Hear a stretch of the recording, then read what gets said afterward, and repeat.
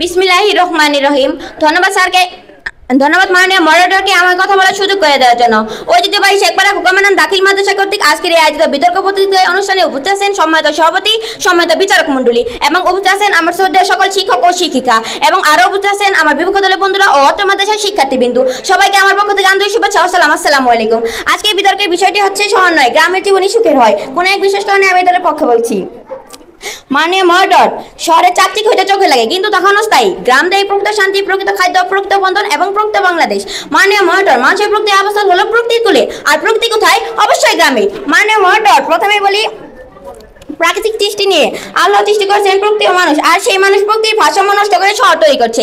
এতে প্রচুর পরিমাণ বৃক্ষ কেটে ফেলাচ্ছে, ফলে পর্যাপ্ত পরিমাণ অক্সিজেনের অভাব দেখা দিচ্ছে। মাননীয় মডার, অপরদিকে গ্রাম প্রকৃতির ভারসাম্য বজায় রাখতে সক্ষম হয়েছে। মাননীয় মডার, আপনাকে আল্লাহ সৃষ্টিকে সেরা মনে করে মানুষের সৃষ্টিকে সেরা মনে করবেন? আমার প্রতিপক্ষ দলের কাছে প্রশ্ন উত্তর দিবে। মাননীয় মডার, এবার হলো পরিবেশ ও স্বাস্থ্য নিয়ে।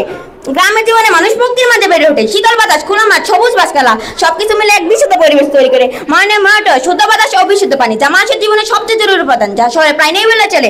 অবশ্য গ্রামের প্রকৃতির সান্নিধ্যে মানুষ পায় নির্মল পরিবেশ, যা স্বাস্থ্যকর ও দীর্ঘায়ের জন্য অপরিহার্য। মাননীয় মডার, আপনি কি বলতে পারবেন শহরে এরকম স্বাস্থ্যকর পরিবেশ কোথাও পাওয়া যায়? আমার প্রতিপক্ষ দলের কাছে প্রশ্ন দিলে আশা করি উত্তর দিবে।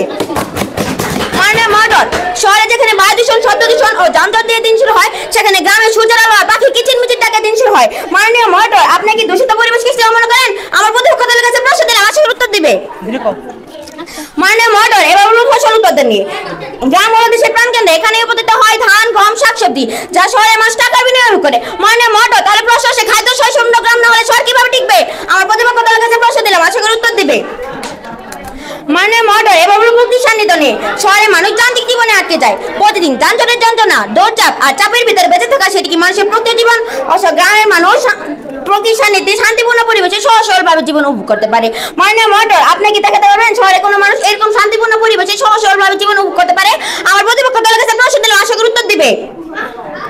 মাননীয় মডার, এবার হলো খাদ্য ও জীবনযাত্রা নিয়ে। শহরে মানুষ যা খায় তা বাজার থেকে কিনে বিষাক্ত কেমিক্যাল মিশানো।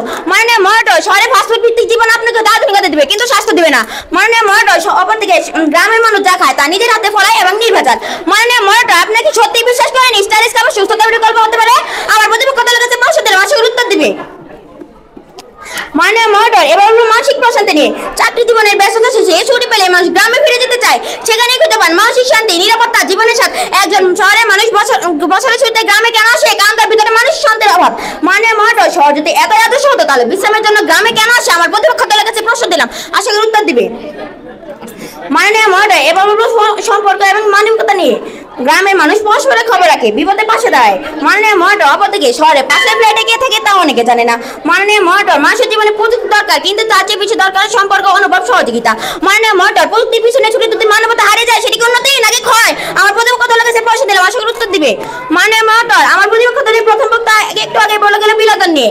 মাননীয় মডার, গ্রামের ছেলেমেয়েরা একসাথে পুকুরে গোসল করে এবং খোলা আকাশের মাঝে খেলাধুলা করে, সেটি কি তাদের জন্য বিনোদন নয়? মাননীয় মডার, প্রশ্ন রেখে গেলাম আমার বিপক্ষ দলের বন্ধুদের কাছে। মাননীয় মডার, এবং আরো বলে গেল শিক্ষা নিয়ে। মাননীয় মডার, শহরে সুন্দর কর্মদক্ষতায় মাতা পিতাকে বোঝা মনে করে, তাই তাদের শেষ আশ্রয় হয় বৃদ্ধাশ্রম। অবশ্যই গ্রামে এখনো মা বাবা পরিবারের মধ্যে সম্মানিত এবং নিরাপদ। মাননীয় মডার, এরা কি তাদের উচ্চ শিক্ষা? আমার প্রতিপক্ষ দলের কাছে প্রশ্ন দিলাম, আশা করি উত্তর দিবে। মাননীয় মডার, আমরা শহরের সুযোগ সুবিধা অস্বীকার করি না কিন্তু সেটা জীবনের মানের চেয়ে বড় নয়। মাননীয় মডার, তাহলে কি তারা কিভাবে বলে গ্রাম নয় শহরের জীবনই সেরা হয়? মাননীয় মডার, তাই আমরা আজকে এই বিতর্কে গভীরভাবে বলছি গ্রামের জীবনী সুখরে, গ্রামের জীবনী সুখরে, গ্রামের জীবনী সুখরে। সকলকে ধন্যবাদ।